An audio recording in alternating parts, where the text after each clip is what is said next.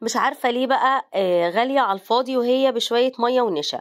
في الأول جبت كوباية وربع من المية ومعلقتين كبار مليانين على الآخر من النشا، يعني قولي معلقتين ونص كده، وقلبتهم كويس قوي زي ما انتي شايفة على البارد بالشكل ده.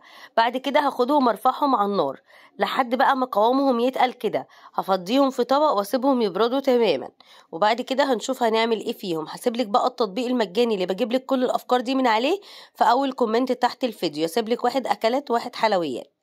هنا بقى خليتها تبرد شويه، بس انا كنت مستعجله فاستخدمتها يا دوبك بس هديت حاجه بسيطه. بعد كده حطيتها في الكبه او في الخلاط. حطيت علبه زبادي صغيره واربع فصوص من الثوم ومعلقه كبيره من الخل ونص معلقه من الملح وعصير ليمونه وحوالي ربع كوبايه من الزيت. هضربهم كده كويس قوي. اهم حاجه ان الزيت بتاعك ما يكونش ليه ريحه. رجعت نزلت حوالي معلقتين تاني من الزيت، بس انا كنت بنزل الزيت تدريجيا زي ما انتي شايفه.